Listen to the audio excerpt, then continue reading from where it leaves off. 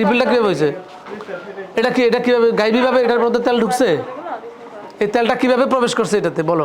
একটা তো আমার উপরে আসিল এটা মাথা। না না, তুমি তো বললে যে তোমার ওয়াইফ পার্সোনাল এরকম তেল একটা কিনে ব্যবহার করতেছে, কিন্তু এখানে তো আমার অফিসার এই যে হাত দিলেই তো পাচ্ছে এরকম ফিলিং তেল। তো কোনো কথা হলো না, উনি কোথায় আছে ওনাকে দরকার। উনি অ্যাবনর্মাল, ওনাকে আনতে হলে কিন্তু কাজটা তো সে অ্যাবনর্মাল করতেছে, এটা তো বুঝে শুনে ঠান্ডা মাথায় করতেছে। আমরা স্বীকার করতেছি উনি অপরাধ করছে, যে আমাদের এটা সাবজেক্ট না। তারপর আমরা আপনারা বলতেছেন বিদায়, কিন্তু উনি এমন অবস্থা কিছুদিন না, এখন আমরা সাবজেক্ট কি ধরবো, যেহেতু উনি বলছে আপনারা প্রতিনিধি, জি এখন যা চার্জ করার আপনাদের কি করব?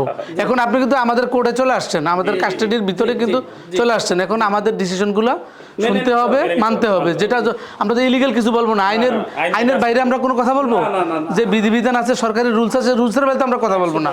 এবং আপনিও প্র্যাকটিক্যালি দুইজন আসছেন, এখানে দেখছেন কি হচ্ছে।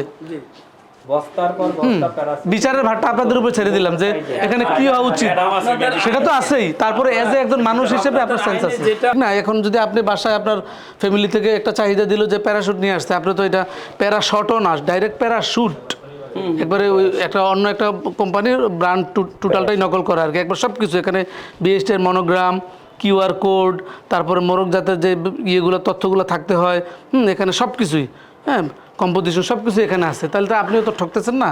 তো এখন তো আমরা তো অনেক দূর কষ্ট করে রেখি করে এখানে আসতে হইলো, আর আপনারা তো কাছাকাছি, আপনাদের নাকের ডগায় প্রতিষ্ঠান, আর আপনারা তো প্রতিনিধি হিসেবে তো অবশ্যই ওনার কাছের লোক, তাহলে তো উনি কি করে এটা তো জানা উচিত। ওনারা আসছেন ওনার প্রতিনিধি হিসাবে, হ্যাঁ, আমরা ওনার সাথে কথা বলেছি, ওনাকে প্রতিনিধি পাঠাতে বলেছি, আপনাদেরকে পাঠিয়েছে। তো ওনাকে পেলে আমাদের বেশি ভালো হতো, কারণ আমার দরকার ছিল ওনার যে অপরাধটা, ওনাকে আমি চক্ষু দেখাতাম যে আসলে উনি কি করছে এবং কি ওনার উদ্দেশ্য। উনি কিন্তু অনেক অনেক জিনিস আমাদের কাছে এখনও ধোঁয়াশা। উনি এখানে আমরা খালি বোতল পেয়েছি, রিফিলের জায়গাটা কিন্তু এখন আমরা তথ্য পাইনি, এবং আপনাদের কাছ থেকে কিন্তু ওই সহযোগিতাটা আমরা পাচ্ছি না। ওই ছেলেটাকে আমরা জিজ্ঞাসা করলাম যে এইখানে কাজ করে, তার কাছ থেকে আমরা পাইনি। এটা একটা বড় অপরাধ যে সে কিন্তু সব ধরনের তথ্য আমাদেরকে দেয় নাই, এটাও তার একটা অপরাধ।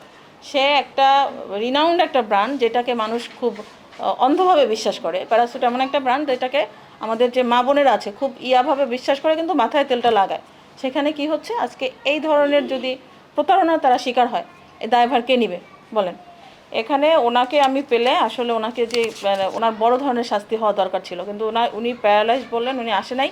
এজন্য আপনাদের মাধ্যমে ওনাকে যেটুকু আমি করছি, ওনার প্রতিটা মালামাল যা আছে এখানে সব সিজ হবে, ওনার এই জায়গাটা সিল গালা হবে, হ্যাঁ, উনি যেখানে করেন, ওনার নিচের যে আমরা কতগুলো মেশিনারিজ দেখলাম ওগুলোও সিজ হবে, এবং ওনাকে 2 লক্ষ টাকা জরিমানা করছি অনাদায়। ওনার যেই পেয়েছি 6 মাসের জেল, ঠিক আছে, অনাদায় 6 মাসের জেল, 2 লক্ষ টাকা এখন উনি এই মুহূর্তে জরিমানা দেবে।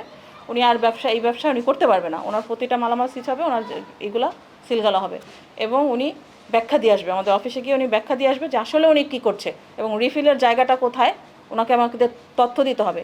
এই মুসলেকায় শুধুমাত্র ওনাকে আমরা করছি, আপাতত ছাড় দিচ্ছি, বাট উনি যদি এই সহযোগিতাটা না করে তাহলে ওনার নামে আমরা নিয়মিত মামলা করব, ঠিক আছে? উনি কিন্তু বাঁচতে পারবে না।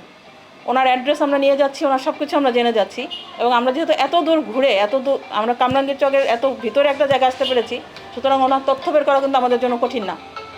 ওনার নামে আমরা নিয়মিত মামলা দিব যদি আমাদেরকে উনি বাকি সহযোগিতাগুলো না করে।